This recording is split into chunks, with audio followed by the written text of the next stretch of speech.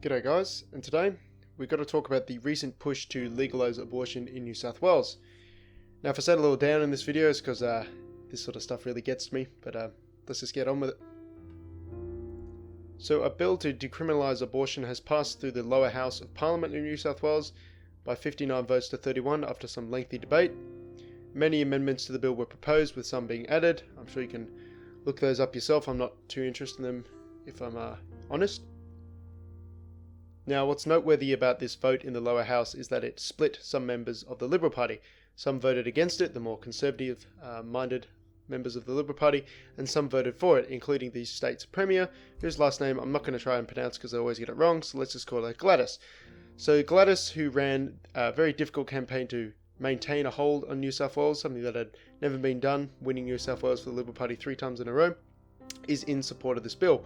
And what's really interesting about that is that during the campaign to keep New South Wales, abortion was never mentioned as a campaign promise of the Liberals. They mostly ran on the economy, and there were a few other issues such as water management and the knocking down of a particular stadium and that sort of thing. And what has been rumoured by, I believe, Alan Jones, who is a radio presenter in New South Wales, is that there was a deal between the Liberal Party and several independents. Of course, the New South Wales Houses of Parliament are home to several independents. Essentially what happened is the Liberal Party, or Gladys, promised these independents quite a few things, promised the backing of the Liberal Party, because she feared that there would be a hung parliament. Now again, this is just a rumour, so take it with a pinch of salt, but it is an explanation for why some of the members of the Liberal Party are supporting this bill now. So what else could have potentially been promised to people such as the Greens? I can't particularly say for sure, but this just, indicates to me, and it also should break down the sort of one-dimensionality for people overseas, that the Liberal Party of Australia is not a conservative party. Not at all. They're more like Labor Light.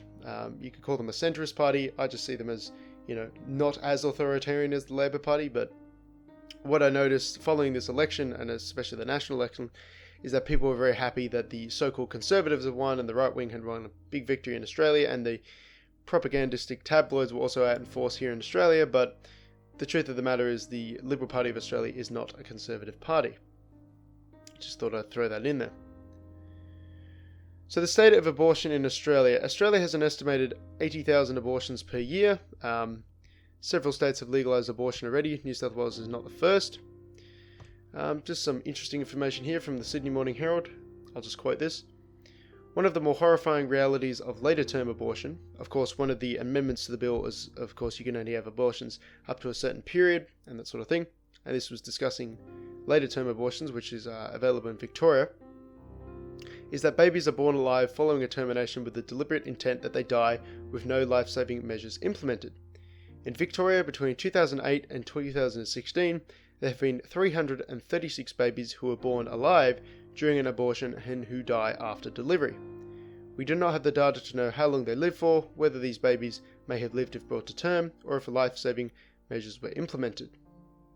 This is just, something to brought up, because some people, the abortion, sort of the debate for and against really gets blown up with so much fluff, and I may just throw my own thoughts in at the end of the video, but there are some people who say,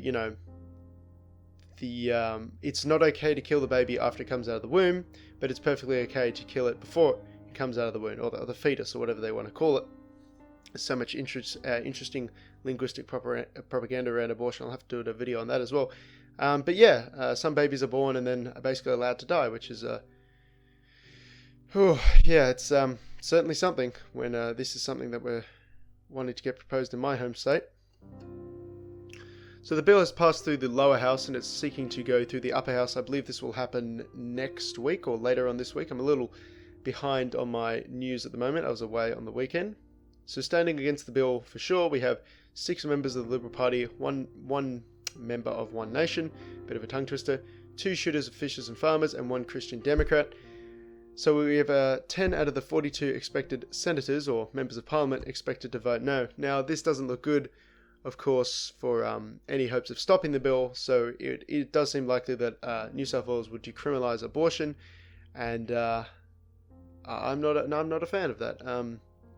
My thoughts on the subject are very simple. As I've mentioned before, there's a lot of fluff surrounding abortion, and all this sort of stuff, it's very simple. I just don't see how the rights of the individual can be violated just based on their inability to take care of oneself. So if you think about, people who call the fetus, like a parasite or non-independent, and therefore it's okay to kill it, or, it's not human or anything like that, I don't understand the point where it becomes human or it becomes not, dependent, and it's okay to kill it. Like, it's just very strange to me. Like, just, if you're going to base it on an amount of time, you say, okay, after 22 weeks it's not acceptable, or after 32 weeks it's not acceptable. That doesn't make any sense to me, because nothing actually changes with that person. 21.9 weeks and then 22 weeks, nothing actually changes. They're still human throughout the whole way. They still have the same properties, or not exactly the same properties, but they're still the same thing. They don't magically change from, say, a reptile into a human. So I don't see why our treatment of an individual should change based on how old they are, or whether they're, dependent or conscious or that sort of thing, whether they have a heartbeat. Because if we're going to say, okay, as soon as there's a heartbeat, or as soon as there's conscious thought, we're not allowed to obviously terminate this fetus or kill that baby, depending on which side of the argument you're on. But before that, it's totally okay. Well, obviously there are some people who are out and about in the world today, and suddenly their hearts are going to stop. They'll have a heart attack, or suddenly they'll be unable to make conscious decisions. So what if they had brain damage, or they're autistic, or if they've got Down syndrome, or something like that? Is it okay to kill those people? And I'm going to go ahead and guess that people who support abortion would say no, but then you're completely contradicting yourself here, because if it's not okay to kill people who have a heartbeat, or who don't have a heartbeat, then why is it okay to perform abortions? And if it's not okay to kill people who, don't have, who are not all there mentally, and they can't make decisions on their own, and they're dependent on other people, obviously we're not going to go around rounding up all the mentally disabled people and killing them. Why is it okay to kill a child inside the womb? It just doesn't make a whole lot of sense to me. But yeah, it looks like this will be passed in New South Wales, which is as